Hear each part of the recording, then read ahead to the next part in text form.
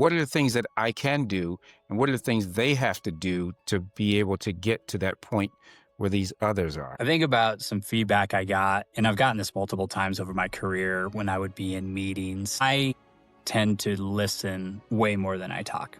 And that's part of my introversion is I listen and I process and I think about what's being said and what's going on in the room before I say anything. What that came across as, again, in multiple instances, so I had gotten this feedback multiple times, that people said, you don't seem like you're engaged in the conversation. You seem kind of aloof, and we don't really know if you want to be here. And my response was, no, I actually do. I'm listening. I'm just not.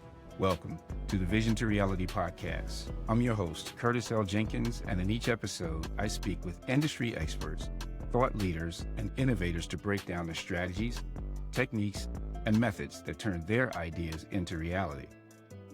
Whether your vision is to scale your business, build and lead a winning team, prepare for your next big career move, this podcast is for you. Let's get started and bring your vision to reality.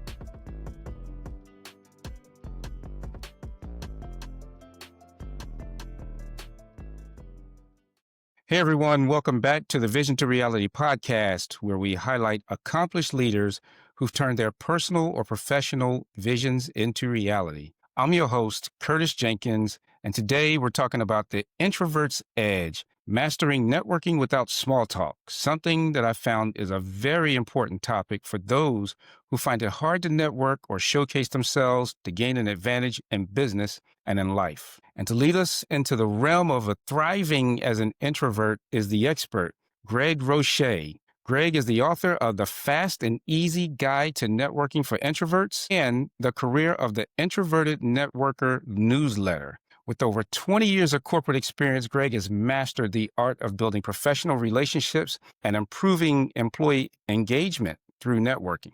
Wow, I'm looking forward to this powerful conversation. Greg, thank you for being here. Thanks for having me. I'm excited to talk to you about this today. So let me tell you how excited I am. When I wrote my book on job search, I asked somebody to read or do a pre-read. And the first thing they said to me was abject fear. That's what they had. And I said, well, why would somebody in such a powerful position have abject fear? And I realized that as an extrovert, I just take some things for granted. And so I just assume when I talk to people that they can do it. Tell me why I'm wrong. And then tell me more about what you do, why you do it, who it serves, and then how can I get it right? Well, I would say you're wrong Okay. about people not being able to do it. I think introverts can network as well as extroverts, but they have to do it differently than extroverts. And a lot of that plays to sort of where they're comfortable and how they sort of maintain their energy as an introvert versus someone who's an extrovert. And I think most of the networking advice that you will read or hear in general focuses on picking a networking event or a conference or some other gathering, going to that gathering. How do you introduce yourself? How do you kind of give people your elevator pitch? How do you make some small talk? How do you decide if you're going to talk to somebody for longer? How do you exchange contact information? How do you follow up? And none of that's wrong. I mean, for a big part of the population, they're comfortable doing that. It's not difficult for them at all. But for another segment of the population, the thought of doing those things absolutely exhausts them. And when you think about something that you're going to do, if you think this is going to exhaust me, if this is going to be difficult, if I'm going to be uncomfortable, you're going to find reasons to not do it. I'm too busy. I can't get there. Something else came up. I'm not good at this. I don't know what to say. And so a lot of people I talk to say those exact things. And what I try to do is show them there's another way to connect with people. There's another way to grow your network that doesn't require you to go to networking events like that. Now, again, I want to be clear to anybody listening to this. I'm not saying that networking events are bad. I'm not saying that people shouldn't go to networking events. I myself, from time to time, will go. But I find when I go, I got to hype myself up. And it takes a lot of time after those are over to recover. I would prefer to connect with people in a different way that is in my control, more one-on-one, allows me to have longer conversations with people that potentially get a little bit deeper, allows me to develop relationships, and then from there helps me get connected with other people that those people I talk to might introduce me to. And that's primarily what I teach people to do. And it sounds really straightforward when I start talking about how you do this, but most people I talk to are like, that's so simple. I never thought of it like that. Like it's almost so easy that we've forgotten how it is we actually connect with people and grow networks, communities of people that are around us. We've kind of forgotten and gotten out of practice for that. But usually when I talk to somebody who is hesitant to go to networking events, they will say to me, that's something I can do. I think I can do that. And a lot of times they go out and they start doing it and they come back and they say, it was actually fun. I had a good time with that. Something I feel like I can do more of. So I think that's why why I do what I do is because it's something that's worked for me and something I kind of learned later in life. And now I want to teach other people how to do it so that they don't run into sort of the same obstacles and the same struggles that I ran into. Got it. And how would you describe the difference between an introvert and an extrovert? I think it has a lot to do with that energy that I was talking about Mhm. because I will talk to other introverts and we all kind of agree we like people. We're not antisocial. We enjoy talking to people and having conversations and getting to know people and have relationships. It's that oftentimes the world that we live in thinks that's going to happen in big groups. And while we can function in big groups, we're more likely to be the quieter ones in those groups. Mhm. We're less likely to talk. We're more likely to listen more deeply. And we're likely to walk away from that thinking, need a little bit of time to process that, a little bit of time to think about what was said, what people were talking about, how I want to react to those things. And it's just going to take me a little bit of time to recharge coming out of that. So when I think of people who are extroverted versus introverted, that's kind of the difference I see. Now, within my family, I have 2 kids and a wife, and my wife and my son, my oldest kid, they're both extremely extroverted. And I Mm. have a daughter who is introverted like me. So we kind of split right down the middle of the family. I get to see how the extroverts work. And, for my wife and I, if we go out somewhere as a couple and we go to a gathering where there's a lot of people, she's going to do a lot of the talking. Yeah. It's just natural. That's how she works. That's how it goes. And I'm going to do a lot of listening. And oftentimes I have to really focus and try to interject and ask questions and show that I'm engaged in the conversation because sometimes my lack of talking in that environment makes people think I'm not paying attention or not engaged or that I don't want to be there. And that's not the case. So I've learned that from feedback over time. I need to try to be somewhat engaged in those situations because a lot of my wife's friends at one point were like, does your husband hate me? Because he never says anything. And she's like, no, he's just a little bit more quiet than I am. And so, yeah, I think this, I get to see sort of what that difference looks like every day in my own house. And there's advantages to being an extrovert, right? My wife and my son can go up and talk to anybody at any time and just strike up a conversation. It's like second nature to them. They don't even think twice about it. And I look at people in a group, and if they're all standing in like a circle talking, I'm like, I'm not going to be able to break into that. Like, what would I say? How would I get in there? Like, I don't want to say something stupid. I don't want them to look at me like I've got like 5 heads. So I've got like all this sort of internal monologue that's like, I don't know how I'm going to break into that like conversation circle. And so I don't. And again, that's why going to the events doesn't really work for me. And so that's why I try to come up with a different way to do it because I understand networking is, again, for me, it's my most important asset that I have in my life is my Mhm. network. Right.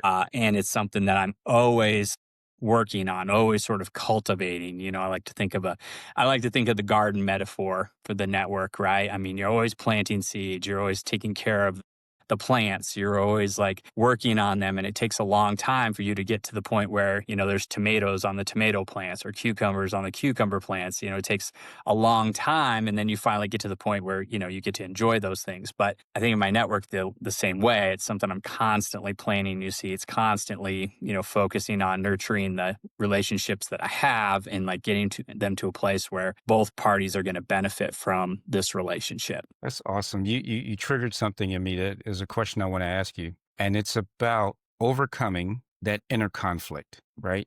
And that overcoming it and being authentic. Because it seems like if you're going to come outside yourself, that it might feel inauthentic to you. So, what are those inner conflicts that you would say occur, and then how can we talk to other introverts to overcome them? Well, part of that has to do with the environment, Mhm. right? Part of that has to do with walking into that room full of people and thinking, how am I going to start this conversation? In order to grow my network, I kind of do it outside of those environments. I remove myself from that environment and I connect with people that I already know to start. And that's where I Okay. tell everybody to start. So it sounds a little bit counterintuitive. And usually people say to me, Greg, you're telling me to start with people I already know. They're already part of my network. Why would I do that? I need my network to grow. I need to meet new people. And I agree with that. You do need to meet new people. But we're just going to start with who we already know because it's very low risk. There's Hmm. a level Hmm. of trust there already. We all have a network in our life, and a lot of times we overlook it. A lot of times we forget about it. We've worked with lots of people in our career, especially if we've had a long career. We've worked with quite a few people, and a lot of those people have moved on to other jobs in other companies. They're doing different things now. We also have people we went to school with at some point that we're probably Hmm. still connected with. We also have people in community organizations that we're in.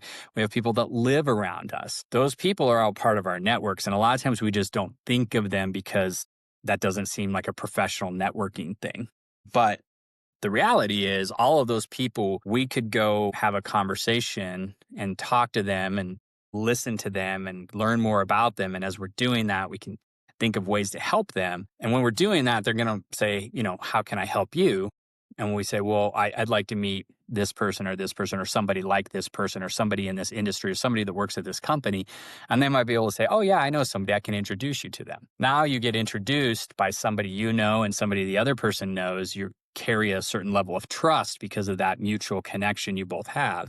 You get introduced to somebody new, and then you have that conversation. You do this over and over again, right? And, it's not 100%, but it's high enough percentage of success getting introduced that your network can keep growing if you do this in the right way and have the patience with it. You can grow your network, and none of that requires cold calling or reaching out to strangers or going to networking events. So you do it in a different way because, again, as an introvert, you start with somebody you already know, so that's low risk. They're probably going to talk to you. They're probably going to at least have a conversation with you. You do it in a way that you're really approaching the other person and asking them about themselves and trying to figure out what you can do to help them, which takes a lot of awkwardness off you because now you're not pitching yourself. Now you're not like, hey, do this for me.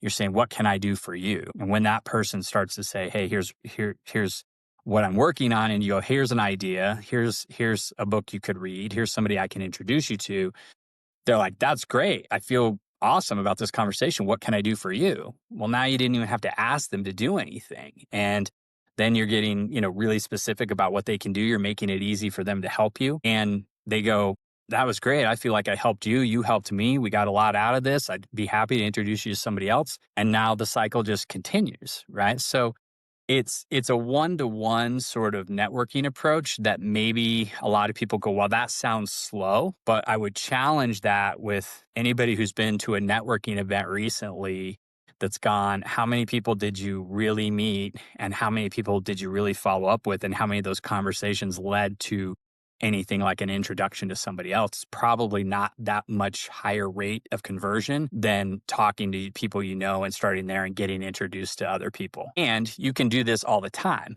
Networking events don't happen every day. I mean, maybe they do for some people, but most people, you go to one a week, maybe one or two a week. So you've got a few of those a week, and who knows if maybe there's a few weeks off or that's a slow time. You can be connecting with people and talking to them and having conversations like this all year, anytime in between these events. So, I mean, this works for extroverts too, Hmm. right? Hmm. This is not just for introverts. I mean, the same thing works with most people. And so it's a good thing, not just for introverts, but extroverts can do this in between all their events. If they're like, hey, there's not another event for a few weeks, I'd like to still connect with people, you can follow the same process. So I think it's again, it's helpful for introverts. It's more approachable, but at the same time, it pretty much works for everyone. Okay. I thought about what you were talking about with networking and what works for both introverts and extroverts. And, I would go to networking events and I would just sit back and observe the room. And I'd watch people either sit by themselves somewhere or people that knew each other, they kind of collected. And I just watch and watch and watch. And this was when I used to run a volunteer organization. So after it was over, I'd go over to a person that never engaged with anybody and I'd say, "Why did you come? And what did you get out of it?" And they said, "Well, I came because I saw either the ad or I'm looking for a job or somebody told me I should come." And I said, "Well, you sat on the side, never asked anybody, you never engaged." And they talked about basically their fear of not knowing anyone. So I really like your approach. If you know somebody and you don't have to be in that situation, that's so easy, right? So that's easy there.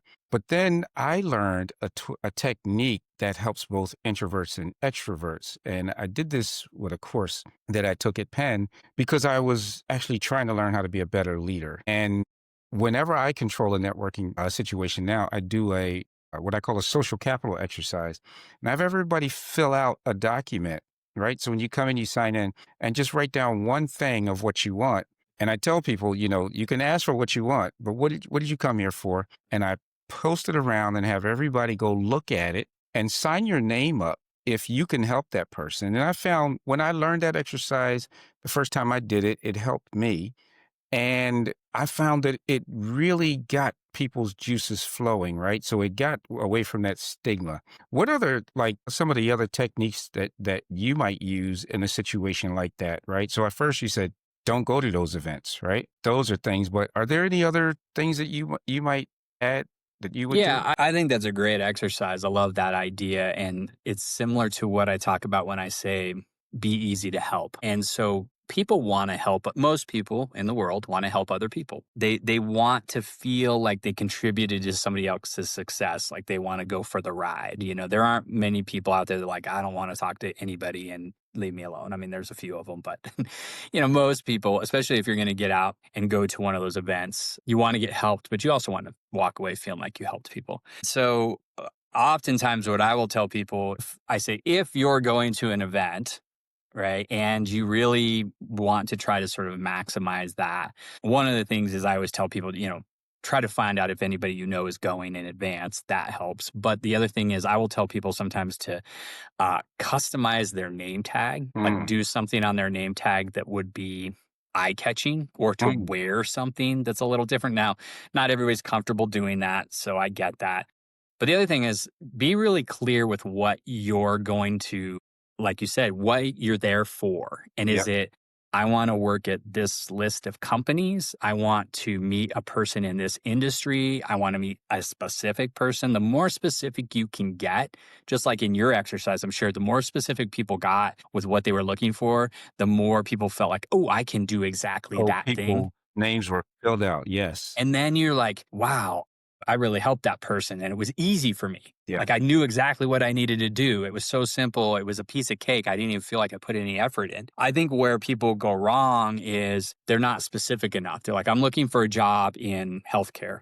Well, that's a big industry, right? You're going to have to get a little more specific. And so what I always tell people, and this would work in your events too, is if people did this, is if people bring what I always call a target company list, Mm, that's like, these are the list of companies I want to learn more about. I might want to work there, but I really just am interested in them. I'm not sure if there's any openings, but these are my list of companies. That helps people look at that list, physically look at it, just like your exercise, exact yep. same thing. They look at it and they go, oh, I know somebody there. Yep. And they go, I'll just send a quick email and introduce you. I've had people who did that with an individual and this person was really well connected and they said, hey, here's my target company list. And the guy got out his phone and he got on LinkedIn on the app and he just started sending messages.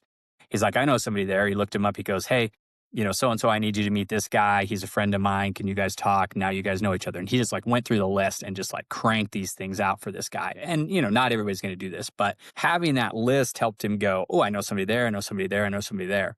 So that is something that helps people in a, whether it's a networking situation like that, and maybe in a big room, the list is maybe too difficult for everybody to walk around and look at. But I love your idea of like putting that up on the wall because again, that getting really specific is important. Um, the other thing you can do if you're not looking for a job, but maybe you're building a business. Hmm. And this is a one I got from Bob Berg. He wrote the Go Giver Sells More and the Go Giver series. It's a series of books called the Go Giver series. And he says if you have a business and you want people to, send people your way, you have to say to them, my ideal customer says the following phrases and words. When you hear somebody say these words, you'll know they're my ideal customer and you can send them to me. So in I my love. business, if I'm trying to connect with HR leaders or people who need help with employee engagement or retention, they might say, our company has really high turnover. We're not sure what to do with it. And so I say to people, if you come across somebody who says, we're struggling with turnover, we're not really sure how to approach it, then you need to think, I'm going to send them to Greg. So I tell people that, and then they put that in their head. And without even knowing, they kind of subconsciously remember that. And they're walking around in the world. And when those phrase gets uttered by somebody, my name pops into their head. And so then they go, I'll call Greg. I need to have this person call Greg. But people don't know how to help you unless you tell them how to help you. And the Yeah, more specific you can get, the more likely you are to get help. that was amazing. I gotta, I gotta use that. I Yeah. really Yeah. cool. Yeah. But again, like I said, that's from Bob Berg and John David Mann. They are the authors of that Go Giver series. It's a great series of books that are really easy to read, but they have this they're really powerful sales message about how to sell through relationships. And they're not sales training books, but it's how do you build relationships and how do you grow your relationships through giving, right? And then that comes back to you usually way more than what you've given. And Yeah, I like that idea not just for work and business. I like that for life. Like yeah, I just like doing that in life. It doesn't matter if it benefits my business or anything. That's a good way to go through life, I think, is to focus on how am I going to give to other people and not worry about what I'm going to give back, because I just trust that the world is a interesting place and it usually comes back to you way more than what you put into it. nice. And I like how you hesitated with the word interesting. That was a good choice of words. Well, yeah, I don't know. Yeah, I don't know what the right word is there. Yeah, I think that's the best word to kinda keep it, Mysterious, like, yeah. can't explain it. So, Yeah, I'll say it's interesting. yeah. So speaking of interesting, you're very interesting and you got a lot of passion on this subject. So why don't you just kinda give me the origin? What made you passionate about this and what got you to where you are today with what you're doing? What really kicked it off for me is I lost my job in 2012, October of 2012. Mhm. So coming up on about 13 years ago. And I'd worked at the same place for 9 years. And it was one of those things where people had always said, you always have to network. You always got to be out there connecting, like network. And Mhm, again, mhm. I was like, it doesn't really feel comfortable to me. So, you know what? I'm going to be so good at my job that I'm unfireable, right? I was like, I'll be a top performer. I'll be really good. I'll work hard. I'll be the hardest worker.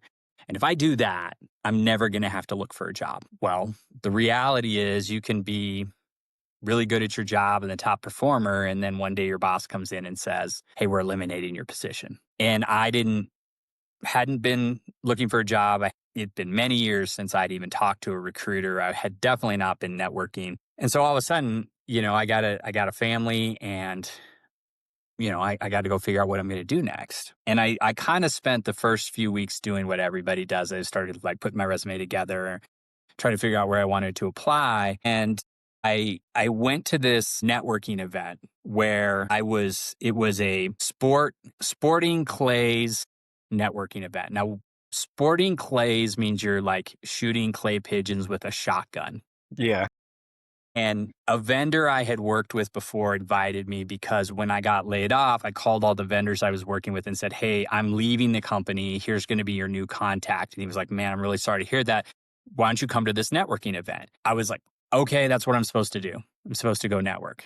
So I find myself like out in the middle of the plains of Eastern Colorado, at the Sporting Clays event, and I spent like 3 hours trying to shoot these little clay pigeons, and I'm bad at it. I'm not good. It's not something I've done a lot in my life. So I tried, and it was really a struggle. Like the whole 3 hours was just kind of miserable because a bunch of people I didn't know, and I was like trying to make like awkward talk with them and trying to explain why I was unemployed, and just had to get through the 3 hours. And I was leaving the event, and I'm sitting in my car, and I was like, there's got to be a better way. I cannot do this. I cannot keep going to these events. And like, it's just like, I felt terrible about the whole thing. And not because there was anything wrong with the event. I just felt like I'd spent an entire afternoon and I got nowhere.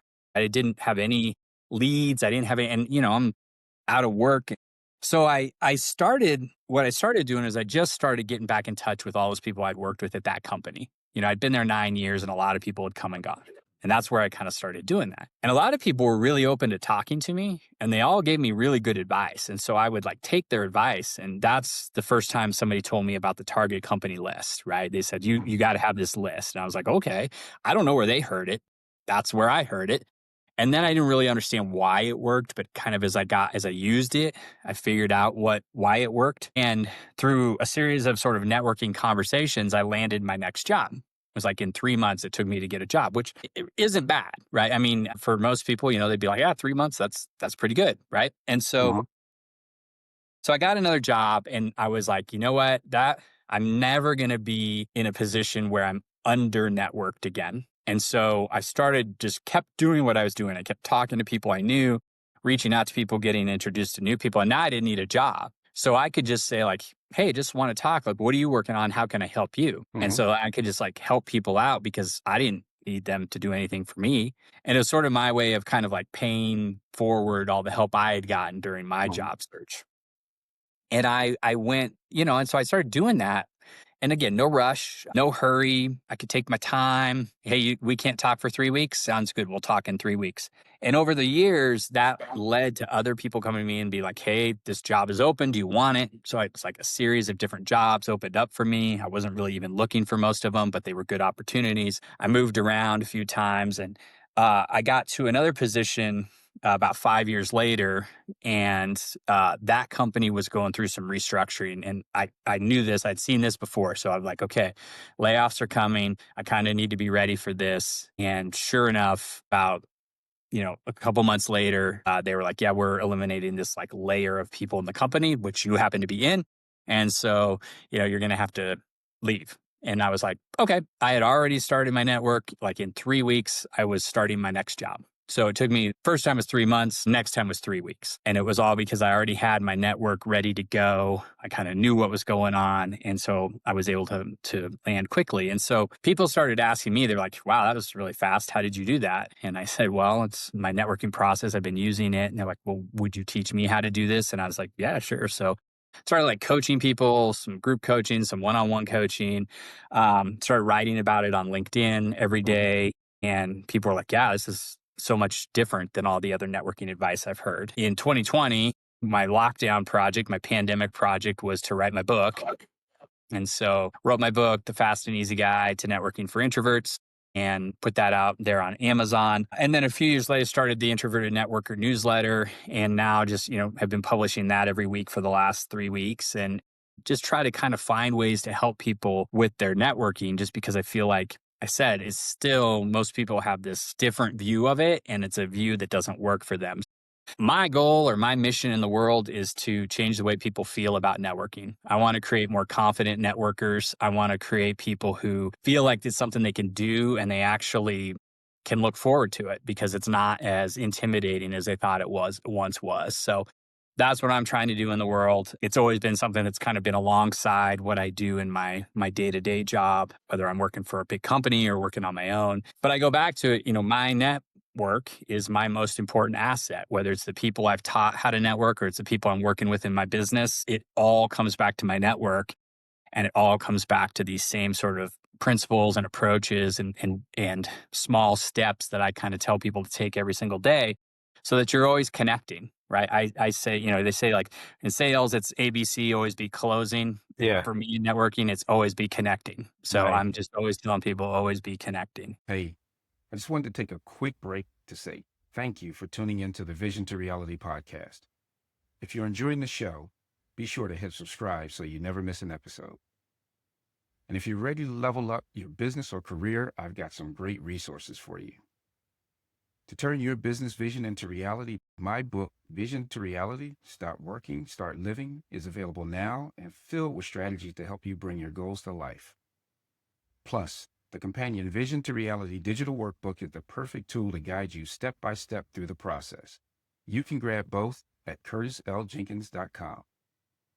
And if you're preparing for your next job search, check out my book, The Only Job Search Book You Will Ever Need. This book uses proven marketing strategies that have been used for over 60 years to help you rise above competition to land your dream job. You can grab your copy at curtisljenkins.com. And I have great news. This book will be updated with a new version that includes recent impacts on the job search process, such as remote work, AI, government policy changes, and much more. Thanks again for listening. Now let's get back to the conversation. Nice. Man, you are conjuring up so many things. Like I got a million questions that I want to ask, but want to dovetail off of what you said and how it worked for you, right? And then you want to pay it forward into the world. So I want you to dig deep into that one person, right? Without saying names. But what's that story that you took what you learned and poured it into them and they thrived? What was the situation and how did they end up because of what you shared? And how did that make you feel, right? Or grow as a person? I got an email one time, this was several years ago after I had done some group coaching. And this individual, she had moved to a new city for a job and she had been there about a year. And the job, she could tell the company wasn't doing well. She was in finance, so she knew the numbers. She saw where things were going and she was like, things aren't going. But she didn't really know anybody in this new city. She hadn't really networked. She hadn't gotten out. And so she's like, I'm worried about my job. I don't know what's going to happen. And she came across me on LinkedIn and saw I was doing the coaching. And so she joined the group. And so one of the first things I tell people to do is go through your resume, go through your LinkedIn profile, think of all the places you've worked, right? And I want you to think of each place and I want you to come up with people that you worked with, you enjoyed working with, but you've kind of lost touch with over the years. I want you to write those down on a list. And then I want you to, over the next couple weeks, one at a time or a couple at a time, send them a note and just say, hey, it's been a while since we talked, but you crossed my mind the other day. I was wondering how you were doing. Would love to catch up. And so, I sent people off and they did that and they came back and they're like, yeah, I did. Or, I don't know. I have to take their word for it if they did it. And then she kind of like drifted away from the group for a while. Like I didn't hear from her. Mm-hmm. And out of the blue, a few months later, I got this email from her and she said, I'm sending you this email after having just accepted an offer for this new job I got. And it all happened because I followed your advice and I wrote down that list of people. She said one of those people on the list was somebody I had worked with in the past at another company. And I really enjoyed working with him. And I sent him a note and we had a conversation that was just a normal, hey, catch up conversation. We started talking about work. I started talking about what was going on. And like a few weeks later, he had said, hey, just so you know, we have a role that I think you might be perfect for. And, I never would have known you were available, but now I know you're available. Would you be interested in interviewing? And she said, I did the interview process. It was like very fast because he already knew me. He was sort of my advocate. He brought me through and she's like, now I have a brand new job and I'm not worried about anything. And she's like, I can't believe it all happened just because I went through that process you told me about. She's like, my life is like totally different now than it was a few months ago. And so getting notes like that when people are like, you have basically changed my life because of the advice you gave me, those are the powerful sort of things that to me are better than, any amount of money that you get for any of this stuff, right? When people are like, I didn't know what to do. You told me, you tried this. I tried it. I can't believe it actually worked, but it did. And like now I'm feeling great about my career. So that was one that really kind of stuck out for me just because it just kind of came out of the blue, right? And so I'm like reading this email and I'm like getting emotional about it just because that's what I want to hear from people is that, it worked for them and it was way easier than they thought it was going to be. Yeah. I tell you, You don't even realize sometimes the impact you can make on the world, right? When you just follow your passion and what you do and then share your experience. And so that's a powerful story. Thank you for sharing that. Yeah.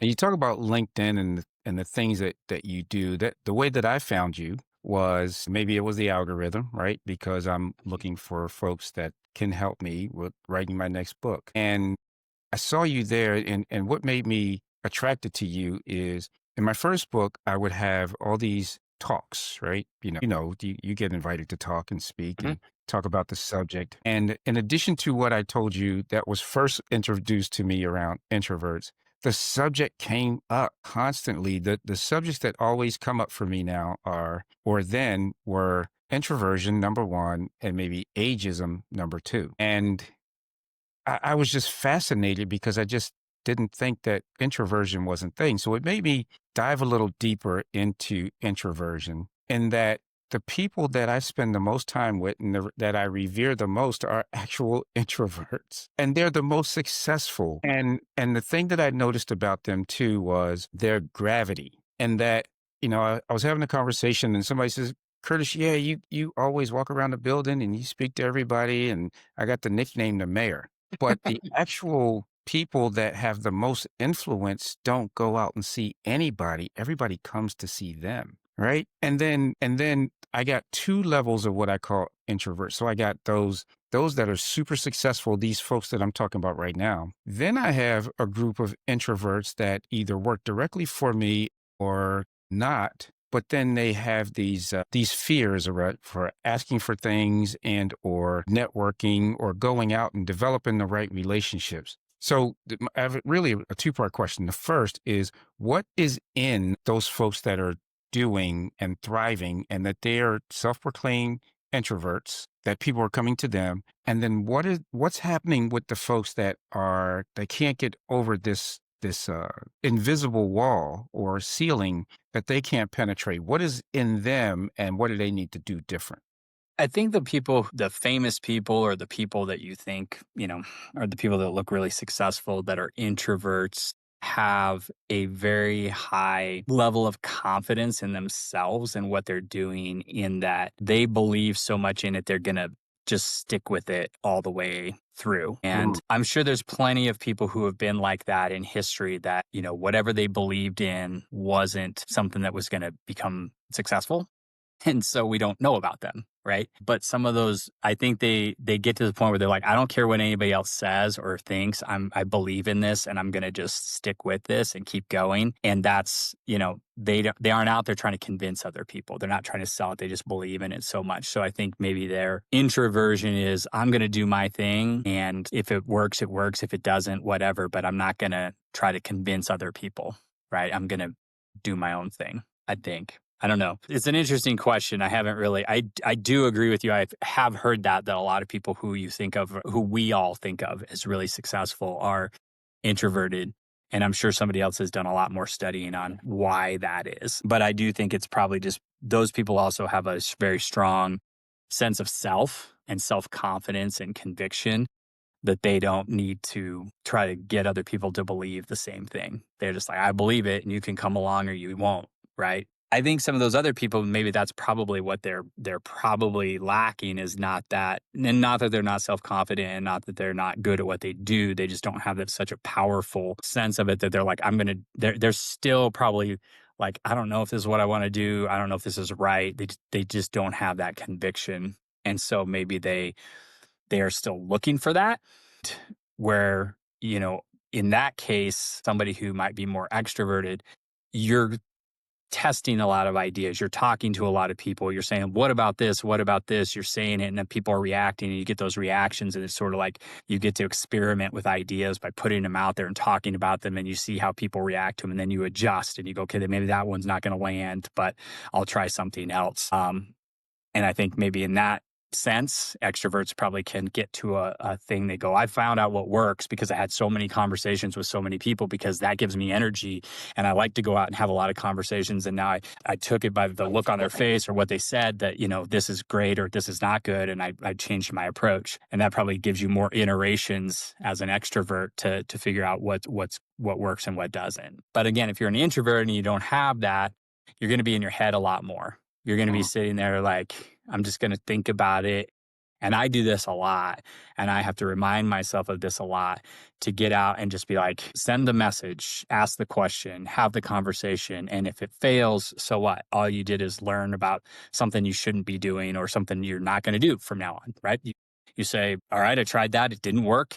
And now I'm going to try something new. But I have to constantly remind myself of that because if I don't, I will just sit in my head all day and be like, should I do this? Should I do this? I don't know. I don't want to mess up. I don't want anybody to think I'm weird. I don't want anybody to think I'm off base. I don't want to put something out there that offends people or is taken the wrong way. I do that all the time. I do that all day. And I have to be like, if you put this out there and it fails, you just know that's one way not to do things, right? Sort of Yeah. like the Thomas Edison, like Hmm. I didn't succeed. I just found 10,000 ways to fail, right? Yeah. And then what was left was what was going to be successful, right? So yeah, that's tricky. I mean, I don't know, man. There's probably a good research in there project about what is it about those people that are so successful and why are they introverts? Well, so you answered the question for me.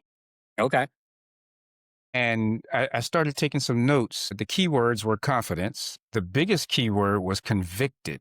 I mean, these folks, when they get an idea, Mhm. and I can do I could take up this whole podcast telling stories of each one of them that I'm thinking about in terms of the boldness of things that they've done and what they've told me in terms of prior to them actually being convinced about an idea and having to go to the bathroom first and just kind of let everything out, because they knew that they were doing something outside of themselves, but they were so convinced and convicted of the idea that those ideas compounded and has catapulted them. I mean, to the heights that person like me, the extrovert, I'm jealous of their success. Not green jealous, but like, wow, you Mhm. guys really Yeah. did it. And then, so I started writing a couple of notes, and one of the things that I notice is they won't let anybody bully them. So in a Mhm. situation where they're talking, whether it's at work or outside of work, they will not be bullied or overtalked. So when they do talk, they will be heard. Whereas on the other side, it's a complete contrast of the people that I was talking about that do not break that glass ceiling. They get overtalked often. They are in their heads. They always need validation on their ideas. And forgive me for the absolutes, right? But I'm just kind of taking my experience and I'm like, yeah, that's it right there. So then I go, well, okay, Mr. Roche, how do I help them? What can I do? What are the things that I can do? And what are the things they have to do to be able to get to that point where these others are? I think about some feedback I got, and I've gotten this multiple times over my career when I would be in meetings. I tend to listen way more than I talk.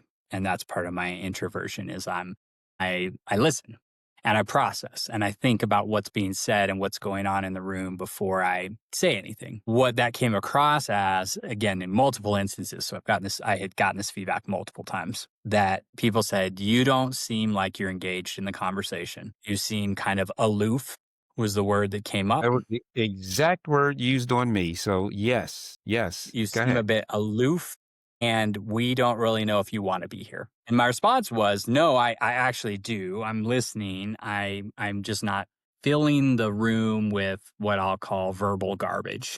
I'm Uh-huh, not going mhm, to talk like it. to talk. And they said, well, that's not going to work. You can tell us that all you want, but you've got to come up with a way to show people you're engaged. And what I Mm, did or what I learned was if I ask better questions throughout the conversation, if I ask deeper questions, if I ask questions that I'm curious about, I can show my engagement and I can also control the conversation with my mm, questions. I can start to take the conversation a different direction by asking questions. And then it's not me talking over anybody or contradicting anybody or calling anybody out, but I'm asking questions to kind of lead a different direction. Sort of mm, like if you think about an attorney cross examining or questioning a witness, they're asking questions to go a certain direction. Not in me, nobody's being interrogated in these meetings. That's not what I'm trying to say. But how you ask questions means you only talk when you need to talk. You can, again, take control of the conversation. And you're also very much engaged in the conversation and demonstrating it to people. So I found that worked really well for me in terms of getting past that. And then I also, like I said, got a better handle on where things were going with the conversation. So as I did that, I also realized a lot of the leaders that I was working with were doing the same thing. If you think of like executives, you think of some of those people, and maybe this goes back to those people who are really successful. I would guess that in most rooms, they're probably not the first people talking. They're probably listening, and then they start asking the questions, and the questions lead to where they're going. And you know, some people, paint themselves into corners by what they say, right? And I've watched many leaders do that. People start talking and they like lead them with the question right into the corner they want them painted into, right? And so then they, not that that's necessarily what we're trying to do, but that's something that I think people need to think more about, is what questions should I be asking in these meetings, and how can I use that as a way to, again, demonstrate my engagement and also participate in the conversation without having to come up with some, big, huge presentation or statement or speech or whatever I have to give, monologue, in order to show that I'm part of the conversation. So you answered the question again for me on what these people do well. I did a whole presentation on asking questions, and I use one of the folks that I'm talking about that's in my head, and how I was so enamored with them asking questions, and watched the gravitas, all the people at the end coming to them instead of the instructor for this class that we took. And I was just amazed. And so every person that I'm thinking about, they are masters at asking questions and do not fill the room with just filler. But when they do talk, it's just something about it. And so asking better questions, yes, yes, I do resonate with that. Yeah. Yeah. Well, and I love that. I always tell people that, going back to the networking stuff. So Yeah. this works, in your office, your corporate job, your daily job, whatever it is you're doing, it works really well. And then when you're talking to other people, I always say, ask people about themselves, ask them better questions, and not just like, how are you doing? That's too Right. easy for people to go, fine. That Right. doesn't lead you anywhere. So it's what's something what was something you're excited about last month? What's something you're excited about this month? Are you going anywhere? Like, what's coming up? What are you working on? What's challenging you? One of the best ones I've heard recently was, what's something people don't know about you, but you wish they did? And that kind of opens it up to a broader aspect of people's lives, but within the context of what they're comfortable saying, right? So you say, but the key is, but you wish they did, because then people are like, oh, I wish people knew I was a really great singer, or I was doing stand up comedy, or I do improv, or I, once worked on a cruise ship or something like that, something like that opens up the conversation in different areas and things that people may not normally bring up in a networking conversation. So that's one I heard recently. I think that was Sahil Bloom that had that I saw, and I take stuff all the time from other people, right? I mean, with credit, right? But I'm constantly on the lookout for different ways to incorporate this into what I'm doing, and to share that with people and say, like, I never understood how this worked, but this person just explained it, right? So, here's the science and the why behind why this works. But it's not necessarily, I didn't come up with it, but I'm trying to figure out how to teach it to other people so that they can make use of it. Okay. Well, I think you just taught me. Okay. All right. Well, So, good. what's one thing that people don't know about you that you wish they did? Okay. Yeah. See, and so here's the other thing about this, and I will answer the question, but I always tell people, when you ask a question, you should be ready for other people to ask you the same question. You got to have Okay. that answer going, right? Okay. So when you're having a networking question, if you're going to ask people the question, you better have a good answer for it. I would say, I wish people knew that I really do enjoy talking to people, and I really do enjoy meeting new people. As I said, I tend to come across in those social situations as somebody who's doesn't want to be there. And so maybe I need to work on my facial expressions, maybe I need to work on my presence, maybe I need to like work on all those skills.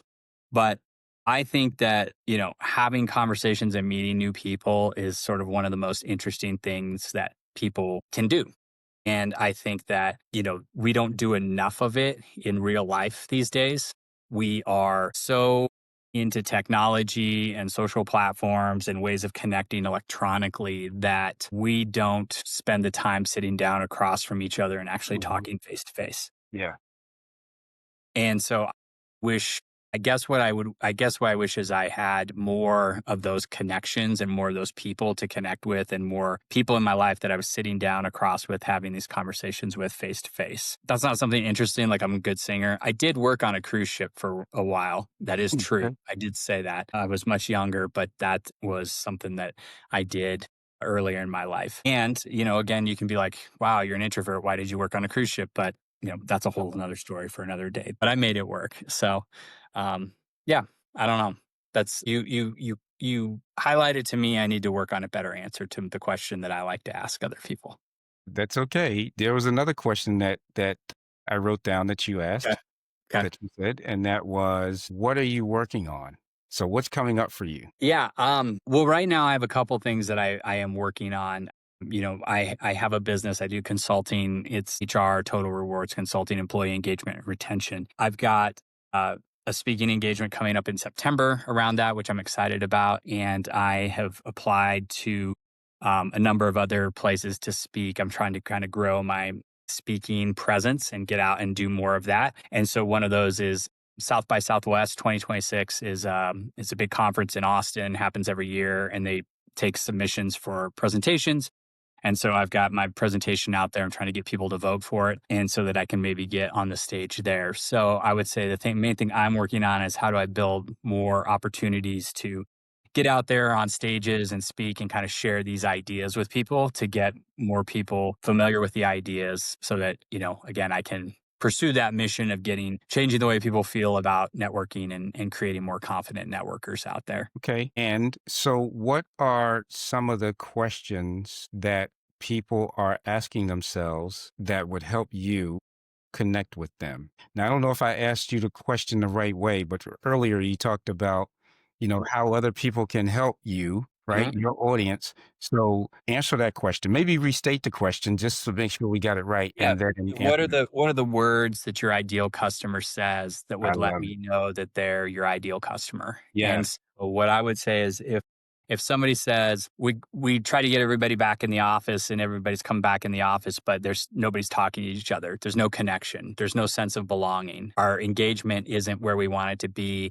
It feels like everybody's kind of disconnected. We have lots of silos in our team and we're not really sure how to deal with those. We have quite a few people leaving because they just don't feel like they're connected to the organization.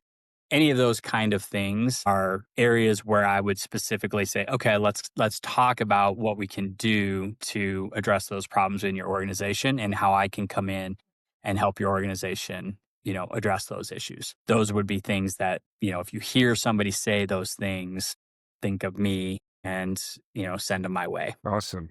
I mean, this was such a great conversation. I mean, powerful. I'm thinking of even a joke. An introvert and an extrovert walked into a room and jumped on a podcast. There you go. There you go. That sounds good. That what would happen, right? I feel like you being the host, right? Yeah. I feel like I dominated the conversation, which is not typically what happens in the introvert extrovert sort of interaction. So we kind of flipped the script because you're in charge of asking the questions. Yeah. Yeah. Yeah. You're exactly right. And there were so many things I wanted to say, right? In terms of, You right.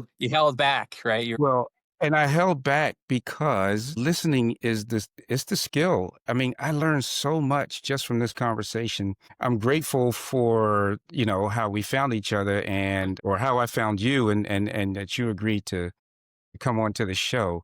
yeah. So before we go, so how can anybody find you? Should they have the answers to those questions or want to help you be a better speaker? Yeah, I mean, my main place that I show up and I'm every day is on LinkedIn. So if you go look up Greg S. Roche or you type in the introverted networker, I've heard people say they searched for that on LinkedIn and I popped up because I have it in my title or my name, right? It says Greg, introverted networker Roche. That's where my main platform is, that's where I show up. My company is called Retention and Rewards Partners. So if you just searched retentionandrewards.com, that'll lead you to my website. And any of my other things like my book or my newsletter, is there. You can find links to those things if you're interested in that. If you're just somebody who needs help networking, again, LinkedIn or the newsletter is a great place to find that.